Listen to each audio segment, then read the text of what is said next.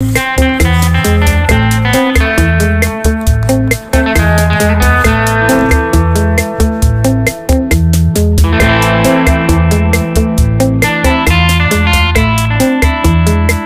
Students, सब कैसे हैं। मैं आशा करता हूँ सब अच्छे होंगे, अपने अपने कार्य में व्यस्त होंगे। हमारे द्वारा जो ऑनलाइन स्टडी करवाई जा रही है उसका नियमित स्टडी कर रहे होंगे। मैं हूँ नवीन सोनी। हम देख रहे थे केमिस्ट्री में हमने यूनिट स्टार्ट करी थी chapter number 10 halogen derivatives, halogen व्युत्पन्न। हैलोजन व्युत्पन्न जो चैप्टर है उसके अंदर हमने जो कल तक रिएक्शन देखी थी उसके बाद में हम आगे वाली रिएक्शन जो है वो और देखते हैं। कल तक हमने जो फ्रीडेल क्राफ्ट अभिक्रिया देखी उसके बारे में मैंने आपको बताया, मैकेनिज्म वगैरह बताया किस प्रकार से फ्रीडेल क्राफ्ट अभिक्रिया जो है वो शो की जाती है। उसके बाद में आगे जो अपना टॉपिक आता है आज का वो आता है यहाँ पर विलोपन अभिक्रिया। विलोपन अभिक्रिया, विलोपन अभिक्रिया, विलोपन अभिक्रिया को एलिमिनेशन रिएक्शन बोलते हैं। एलिमिनेशन या विलोपन, ठीक है, किसी चीज़ का एलिमिनेट होना, विलोपन अभिक्रिया। तो विलोपन अभिक्रिया में खास बातें, मेन बातें क्या है वो आज हम देखेंगे। पहली बात तो है विलोपन अभिक्रिया में किसी चीज़ का विलोप होता है, कोई चीज़ एलिमिनेट होती है, निकलता है, इससे कुछ जुड़ता नहीं है। विलोपन का मतलब ये है कि कोई न कोई समूह है जो वो यहाँ से निकल जाता है, जुड़ता नहीं है।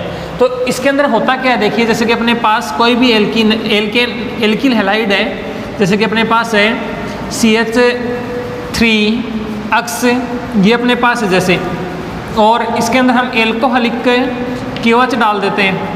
तो यदि इसका अपना प्रोडक्ट देखना चाहिए एल्कोहलिक KOH की प्रेजेंस में, तो यहाँ से क्या होता है कि विलोपन अभिक्रिया का मतलब ये हुआ कि यहाँ से कुछ ना कुछ निकलना है, तो निकलेगा कैसे। और मेन बात है विलोपन का, यहाँ से हाइड्रोजन और हैलाइड दो समूह निकलने चाहिए, HX निकलना चाहिए। तो यहाँ से देखिए HX नहीं निकल सकता।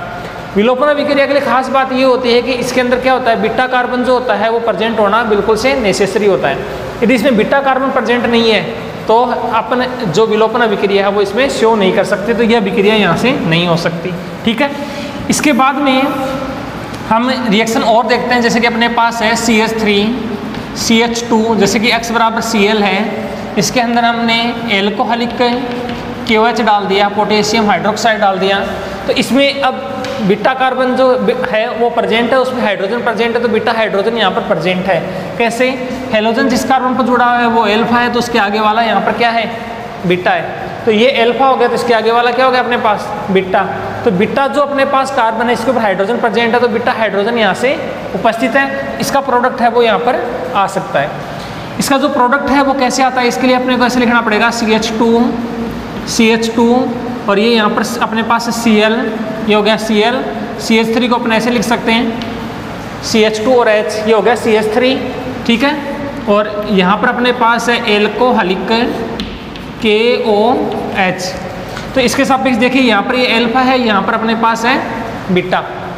तो जो बीटा कार्बन है उसका हाइड्रोजन जो है उसकी शिफ्टिंग इधर हो जाती है, बीटा कार्बन के हाइड्रोजन की शिफ्टिंग इधर होती है, तो एल्फा जो कार्बन है उसका जो क्लोरीन है वो यहाँ से निकल जाता है। तो इसका H है वो इसके X के साथ क्रिया करता है, HX यहाँ से निकल जाता है।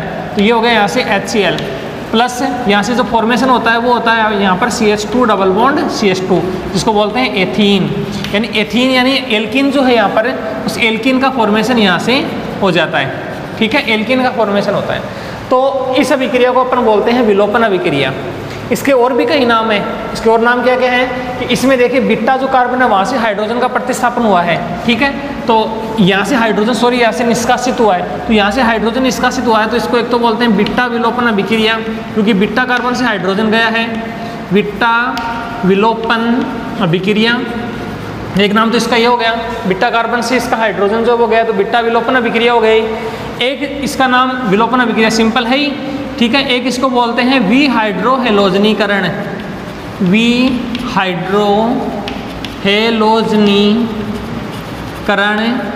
विहाइड्रोहेलोजनीकरण अभिक्रिया। विहाइड्रोहेलोजनीकरण, हाइड्रोजन में निकलता है, क्लोरीन में निकलता है, दोनों निकलते हैं, तो इसको बोलते हैं विहाइड्रोहेलोजनीकरण अभिक्रिया। यहाँ से H की शिफ्टिंग होती है तो Cl यहाँ से आउट हो जाता है HCl के रूप में, ठीक है, और यहाँ से एल्किन जो उसका फॉर्मेशन हो जाता है। तो इसको बीटा विलोपन अभिक्रिया इसलिए बोलते हैं, ध्यान में आ गया कि बीटा कार्बन से हाइड्रोजन गया, बीटा हाइड्रोजन यहाँ से गया, बीटा हाइड्रोजन होगा तो ही वो विलोपन अभिक्रिया दे पाएगी, नहीं तो नहीं दे पाएगी, और एल्किन की फॉर्मेशन यहाँ से हो जाती है। जैसे कि अपने पास दूसरी एल्किन है कोई CH3 CH, ये क्वेश्चन मार्क था, इसका आंसर अपने अभी देखा है CH3 CH CH3 और यहाँ पर जैसे अपने पास आ गया Cl, यहाँ पर अपने पास है एल्कोहलिक KOH, इसका प्रोडक्ट। तो इसके अंदर आप देखेंगे इसके सापेक्ष ये एल्फा है, तो इसके अंदर बीटा 2 प्रेजेंट है, ये भी बीटा है, ये भी बीटा है, ये भी बीटा है, ये भी बीटा, 2 बीटा प्रेजेंट है। तो कोई से भी हम यहाँ से हाइड्रोजन जो उसका निष्कासन कर सकते हैं, ठीक है, क्योंकि दोनों एक जैसे बीटा प्रेजेंट है। अलग अलग होंगे तो उसका मैं अलग बताऊंगा। अभी एक जैसे है, देखो इधर भी यही है, इधर भी यही है, दोनों तरफ सेम है, तो किधर से भी आप जो हाइड्रोजन है उसकी शिफ्टिंग कर सकते हैं। जैसे कि इसका मैंने ऐसे लिखा CH, या मैंने Cl लिखा है, इसके साइड में मैंने लिखा CH3, तो CH Cl CH3 CH3, ये एल्फा है, यहाँ पर बीटा है और यहाँ पर भी बीटा है, दोनों बीटा सेम है, ठीक है। इसके अंदर यहाँ पर लिख देते हैं एल्कोहलिक KOH, एल्कोहलिक KOH। तो यहाँ से देखिए इस हाइड्रोजन की शिफ्टिंग हम इधर करते हैं तो क्लोरीन यहाँ से आउट हो जाता है HCl के रूप में। तो यहाँ से देखिए डबल बॉन्ड आगे नहीं हो गया, CH डबल बॉन्ड, ये CH2 है, CH2H, तो यहाँ पर हो गया CH2 डबल बॉन्ड CH और यहाँ पर बनता है CH3 प्लस H की शिफ्टिंग Cl आउट यहाँ से, तो यहाँ से आउट हो गया अपने पास HCl। तो मेथ एथ प्रोपिन जो है यहाँ से उसका फॉर्मेशन आसानी से हो सकता है। तो इस अभिक्रिया के द्वारा हम प्रोपिन जो है वो बना सकते हैं जब बीटा जब है वो दोनों तरफ सेम हो। बीटा यदि 3 है और तीनों सेम है तो इसी प्रकार का प्रोडक्ट और आ जाएगा, H यहाँ से हट जाएगा, यहाँ से इसकी जगह पर एक CH3 और आ जाएगा। लेकिन कई बार क्या होता है कि बीटा जो होता है वो अलग टाइप का होता है, यानी एल्फा के बाद में एक साइड में बीटा है, एक साइड में बीटा डैश, एक से अधिक प्रकार के बीटा कार्बन प्रेजेंट हो। अभी आप देख रहे हो कि एक जैसे बीटा प्रेजेंट है, एक से अधिक प्रकार के बीटा कार्बन प्रेजेंट हो, तो कौन सी एल्किन बनेगी? एल्किन बनने की संभावना होगी 2। तो कौन सी एल्किन अधिक मात्रा में बनेगी उसको बताया था शेडजेफ ने। तो अभी अपन देखेंगे शेडजेफ का रूल, ठीक है, इतना समझ आ गया आपको। इसके बाद में अपनी जो आगे वाली चर्चा, अभी जो चर्चा चल रही है दूसरी वाली विलोपन में, वो है एक से अधिक प्रकार के, अधिक अलग चीज़ है, प्रकार अलग है। एक से अधिक प्रकार के बीटा कार्बन उपस्थित, एक से अधिक प्रकार के बीटा कार्बन उपस्थित हो तो, एक से अधिक प्रकार के बीटा कार्बन उपस्थित हो तो क्या होगा? तो एक से अधिक प्रकार के बीटा कार्बन प्रेजेंट हो तो देखिए अपने पास क्या है, जैसे अपने पास ये आ गया CH3 CH2 CH, यहाँ पर आ गया CH3, यहाँ पर आ गया Cl। इसमें एक से अधिक प्रकार के बीटा कार्बन प्रेजेंट है। कैसे? इसके सापेक्ष ये एल्फा है, तो ये बीटा है और इधर की साइड में ये बीटा है और ये गामा है। तो 2 प्रकार के बीटा हो गए कि नहीं हो गए? ये जो बीटा है इस पर तो सिर्फ 3 हाइड्रोजन जुड़े हुए हैं, ये वाला जो बीटा है इस बीटा के ऊपर एक गामा भी जुड़ा हुआ है। तो 2 प्रकार के बीटा प्रेजेंट है। उपस्थिति यहाँ पर एल्कोहलिक KOH की है इज इक्वल टू प्रोडक्ट। ऐसी कंडीशन होगी तो इसके लिए अपने पास जो रूल आएगा वो रूल आएगा यहाँ पर शेडजेफ का नियम, शेडजेफ का नियम, ठीक है, या शेतजेफ भी लिखा आता है कई जगह पर ऐसे भी लिखा आता है शेतजेफ, तो वो एक ही बात है, शेडजेफ या शेतजेफ का रूल।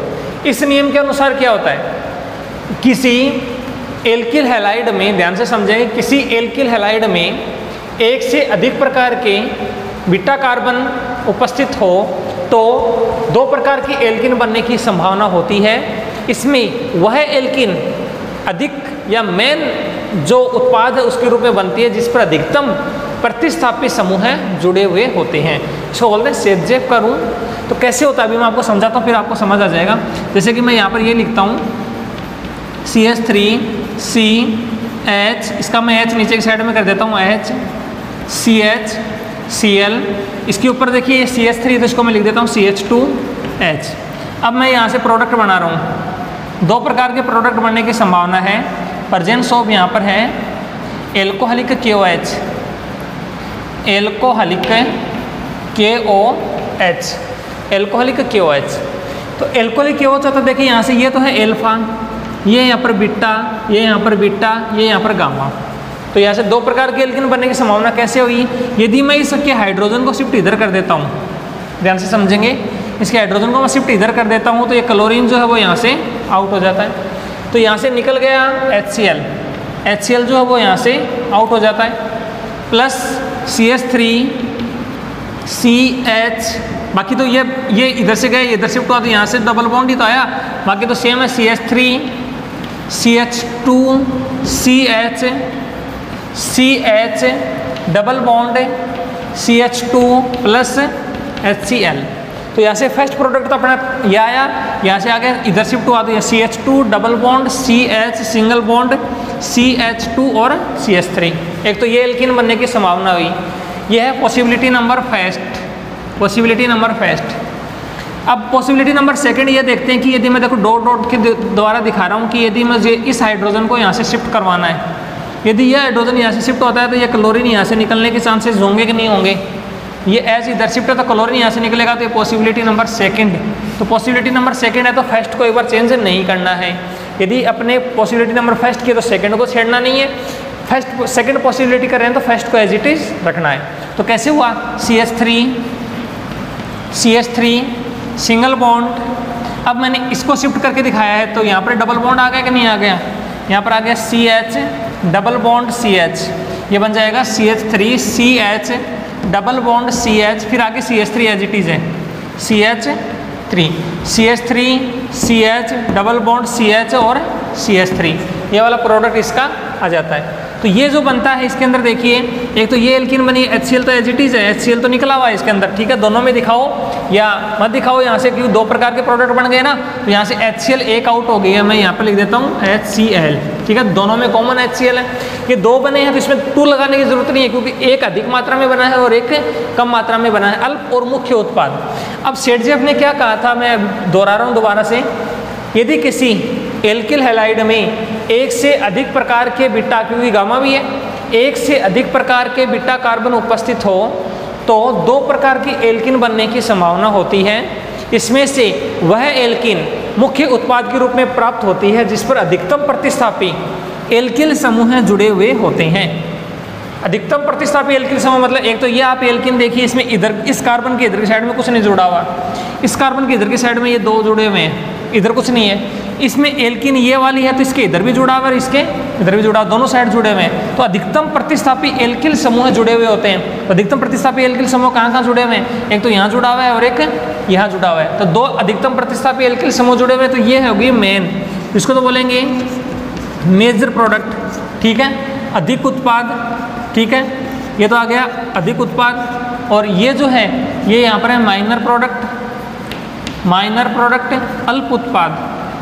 तो एक तो अल्प उत्पाद बनता है और एक मुख्य उत्पाद बनता है, अधिक लिख सकते हो, इसको मुख्य भी लिख सकते हो, मुख्य उत्पाद। तो इससे इसको बोलते हैं शेरजेफ का नियम। दोबारा दोहरा रहा हूँ, यदि किसी एल्किल हैलाइड पर एक से अधिक प्रकार के बीटा कार्बन उपस्थित हो तो 2 प्रकार की एल्किन बनने की संभावना होती है, उसमें से वह एल्किन अधिक मात्रा या मुख्य उत्पाद के रूप में अपने को प्राप्त होती है जिस पर अधिकतम प्रतिस्थापी एल्किल समूह R समूह जुड़े हुए रहते हैं। तो ये होता है मुख्य उत्पाद, ये होता है अल्प उत्पाद। ये यदि 80% प्राप्त होती है तो ये 20% होती है, ये 81% प्राप्त होती है तो ये 19% प्राप्त होती है। इसको बोलते हैं शेरजेफ का नियम। तो ये छोटी सी एक विलोपन अभिक्रिया थी जो अभी अपन ने देखी है। इसमें आप और भी R बराबर चेंज करके लिख सकते हो, H की जगह पर आप दूसरा लिखोगे तो इसमें और जो प्रोडक्ट्स हैं वो बनने लग जाएंगे। तो ये छोटा सा अपने पास रूल था जिसको बोलते हैं अपन शेरजेफ का नियम या शेरजेफ्स रूल। जैसे कि इसी रूल में मैं आपको थोड़ा सा चेंजेस करके दिखा रहा हूँ, 1 सेकंड का काम है, तो कि CH3 CH3 जैसे ये आ गया अपने पास, आ जाओ चाहे कोई दिक्कत नहीं है, ठीक है। यहाँ पर आ गया अपने पास CH3, ये आ गया CH2 और CH2 के ऊपर यहाँ से कर लीजिए Cl और यहाँ से कर लीजिए आप CH3। इससे भी 2 प्रकार की एल्किन बनने की संभावना होगी, ठीक है। यहाँ से एल्कोहलिक KOH है, एल्कोहलिक KOH है इज इक्वल टू प्रोडक्ट। अब इसकी कैसे संभावना हुई, इसके सापेक्ष देखा जाए तो ये अल्फा है, ये यहाँ पर बीटा है, ये यहाँ पर बीटा है, तो इसके इधर की साइड में क्या है, गामा है। अल्फा इधर बीटा आगे की साइड में हो गया गामा। तो इससे भी 2 प्रकार की एल्किन बनने की संभावना होगी। कैसे होगी, अब यहाँ से अभी एल्किन बनने की संभावना है कि नहीं आपको दिखाई दे रही है, तो बताओ। यहाँ से मैं बीटा जो कार्बन प्रेजेंट है गामा भी है, लेकिन यहाँ से मेरे हिसाब से एल्किन बनने की संभावना एक ही हो रही है, क्यों? क्योंकि इसके इधर देखा जाए तो एक शिफ्टिंग है, तो एक इधर, एक यहाँ से शिफ्ट हुआ तो यहाँ से निकल जाएगा, लेकिन इसके बीटा कार्बन पर हाइड्रोजन नहीं है, तो यहाँ से रिएक्शन जो है एल्कोहलिक KOH से प्रेजेंट हम करेंगे तो एक ही एल्किन बनने की संभावना होगी, वो यहाँ से होगी। ठीक है, एक ही एल्किन बनने की संभावना कहाँ से हुई? यहाँ से। तो इसमें से अपन सेडजेव का रूल नहीं लगा सकते।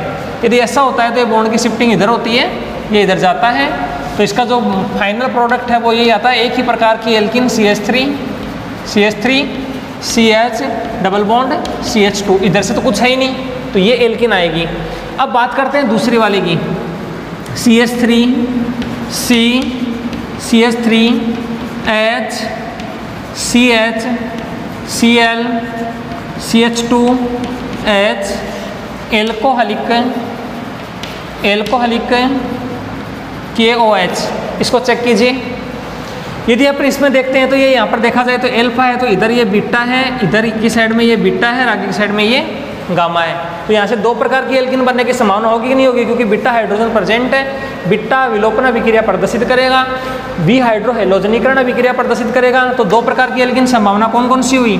पॉसिबिलिटी नंबर फर्स्ट है, यदि मैं इसको इधर शिफ्ट करता हूँ तो ये यहाँ से निकल जाता है, पॉसिबिलिटी नंबर फर्स्ट है, फर्स्ट। तो इसका जो प्रोडक्ट आया वो क्या आया? CH3 ऐसा कैसा रख लीजिए, single bond CH double bond CH2, possibility number first है। पॉसिबिलिटी नंबर सेकंड क्या है? इस H को शिफ्ट इधर करवाएंगे तो यहाँ से Cl जो है वो यहाँ से आउट हो जाएगा, तो ये पॉसिबिलिटी नंबर आ गई अपने पास सेकंड। तो सेकंड पॉसिबिलिटी क्या हो रही है? CH3 ये इधर गया, ये यहाँ से आउट हुआ, तो यहाँ से आ गया डबल बॉन्ड CH, ठीक है, और बाकी एज इट इज ऐसा कैसा रख लीजिए CH3, तो ये आ जाएगी पॉसिबिलिटी नंबर सेकंड। अब इसमें अधिक जो एल्किन है, जो मेन एल्किन बन रही है वो कौन सी बन रही है? ये बन रही है, क्योंकि इस पर अधिकतम प्रतिस्थापी देखिए, इस एल्किन के इधर देखा जाए तो एक इधर CH3 है, एक इधर CH3 है, एक इधर CH3 है, तो ये तो बनता है यहाँ पर मुख्य उत्पाद। और इसमें देखा जाए तो इसके इधर की साइड में सिर्फ ये एक जुड़ा हुआ, इधर कुछ भी नहीं है, तो ये बनता है अल्प उत्पाद। तो इसमें दो प्रकार के उत्पाद बनने की संभावना है, एक तो है यहाँ पर मुख्य उत्पाद कौन सा है और एक यहाँ पर अल्प उत्पाद कौन सा है। तो इसमें सेडजेव का रूल लागू होगा, इसमें सेडजेव का रूल लागू नहीं होगा। तो ये छोटी सी रिएक्शन थी अपनी एलिमिनेशन रिएक्शन, विलोपन अभिक्रिया। अब देखिए यहाँ पर ये जो विलोपन अभिक्रिया है, इसमें क्रम देखेंगे कि विलोपन अभिक्रिया जो है वो कौन सा एल्किल हैलाइड जो है वो प्रदर्शित करेगा, किस प्रकार से करेगा, वो अपने थोड़ी सी यहाँ से चर्चा कर लेते हैं। जैसे कि अपने पास है नंबर 1 पॉसिबिलिटी, रिएक्टिविटी ऑर्डर देखते हैं इसका। रिएक्टिविटी ऑर्डर, क्रियाशीलता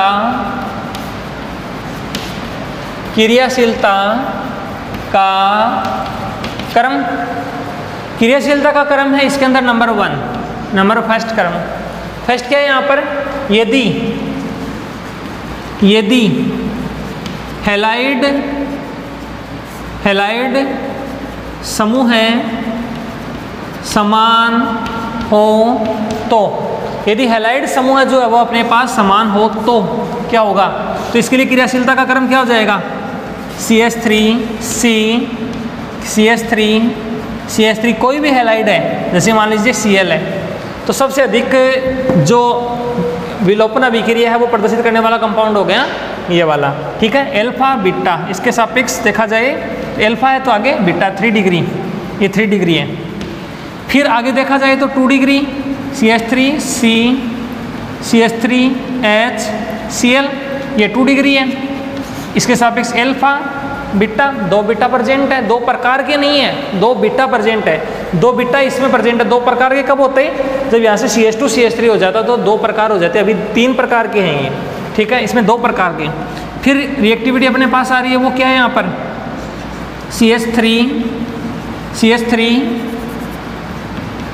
CH2 और Cl, जैसे ये आ गया, ये अपने पास आ गया 1 डिग्री। एल्फा बीटा विलोपन अभिक्रिया प्रदर्शित करेगा, लेकिन सबसे अधिक प्रदर्शित करेगा ये, क्योंकि इसमें 3 चांस है। ये इधर शिफ्ट हो सकता है, ये निकल सकता है, ये हो सकता है तो निकल सकता है, ये हो सकता है तो निकल सकता है। तो इसके अंदर अपने पास है चांस टोटल 3, इसमें चांस है टोटल 2, इसमें चांस है टोटल 1। तो ये इसकी क्रियाशीलता का क्रम है यदि हैलाइड समूह समान हो तो। Possibility number second, possibility number second क्या है अपने पास? पॉसिबिलिटी नंबर सेकंड अपने पास ये है यदि एल्किल समूह समान हो तो, यदि एल्किल समूह R समान हो तो, यदि एल्किल समूह समान हो तो क्या होगा? यदि अपने पास एल्किल समूह समान है तो क्या आ जाएगा यहाँ से R, जैसे अपने पास हेलोजन जो है वो चेंज है और R समान है तो जैसे RI, फिर RBr, फिर RCl, ये अपने पास इसका ऑर्डर आ जाएगा कि सबसे अधिक तो ये शो करेगा, फिर उससे कम, फिर सबसे कम।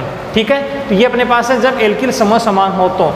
जैसे कि माना कि R बराबर अपन ले लेते हैं यहाँ से CH3CH2, ये R बराबर ले लिया तो क्या आएगा CH3CH2Cl, ठीक है, फिर CH3CH2Br, फिर CH3CH2I। ठीक है, तो इस प्रकार से ये क्या अपने पास छोटा सा इसका रिएक्टिविटी जो ऑर्डर है वो आ जाता है। यदि एल्किल समूह समान है तो ये आ जाता है, यदि हैलाइड समूह समान है तो ये आ जाता है। तो ये होती है अपने पास विलोपन अभिक्रिया। विलोपन अभिक्रिया जो है वो एग्जाम में जब आती है तो अलग अलग तरीके से आती है। जैसे एग्जाम के अंदर आती है, ठीक है, तो ये किस प्रकार से आती है? जैसे कि हो गया CH3 यहाँ से अपने पास आ गया CH2CH3, इस प्रकार से लिखा हुआ गया 1 2 3, और इसका हाइड्रोजन जो है, हाइड्रोजन लगाना जरूरी है, हाइड्रोजन होगा तो ही तो विलोपन होगा। तो यहाँ से H या हाइड्रोजन लगा देते हैं जैसे, तो यहाँ से Cl जुड़ने की संभावना देखते हैं अभी बनती है क्या? यहाँ से Cl है जैसे, अभी आप चेक कीजिए इसके सापेक्ष एल्फा बीटा बीटा। ठीक है, अब यहाँ पर लिख देते हैं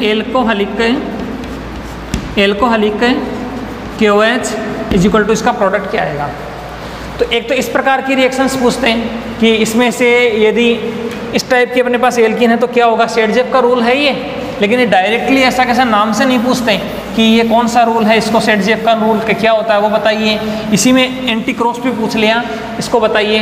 तो आपको पता होना चाहिए कि ये जो दिया गया है ये शेरजेफ के रूल के अकॉर्डिंग ऐसा होता है। ठीक है, ऐसा दे सकते हैं। इसके अलावा अपने पास दूसरी कौन सी हो सकती है?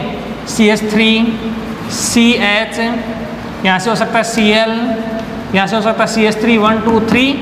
ठीक है, और इसके ऊपर मैं यदि जोड़ देता हूँ यहाँ पर क्लोरीन, ठीक है, is equal to alcoholic KOH product. तो इसमें देखा जाए तो इसके सापेक्ष Cl किस जगह CH3, तो इसके सापेक्ष एल्फा बीटा बीटा बीटा, ये भी एक विलोपन अभिक्रिया जो वो शो करेगा। ठीक है, लेकिन इसमें अपने को शेरजेफ का रूल नहीं करना है। एक ही प्रकार की एल्कीन बनेगी, इसमें तो बनेगी एक प्रकार की एल्कीन, एक प्रकार की एल्कीन बनने की संभावना इसके अंदर होती है।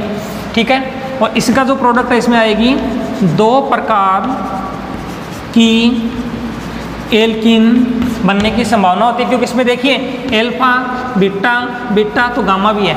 ठीक है, तो बीटा विलोपन अभिक्रिया ये यहाँ से शो कर सकता है, तो यहाँ से भी कर सकता है। अभी मैंने बताई थी दो प्रकार की एल्कीन बनने की संभावना है। तो आपको समझ में आएगा, आ गया होगा कि विलोपन अभिक्रिया क्या होती है, किस प्रकार का क्वेश्चन एग्जाम में बनता है, किस टाइप का इसमें पूछा जाता है। बीटा विलोपन के नाम से पूछा जा सकता है, वी हाइड्रोहेलोजनीकरण के नाम से पूछा जा सकता है, शेरजेफ के नाम से पूछा जा सकता है, विलोपन के नाम से पूछा जा सकता है, और इस टाइप के क्वेश्चन जो है वो एग्जाम में आ सकते हैं।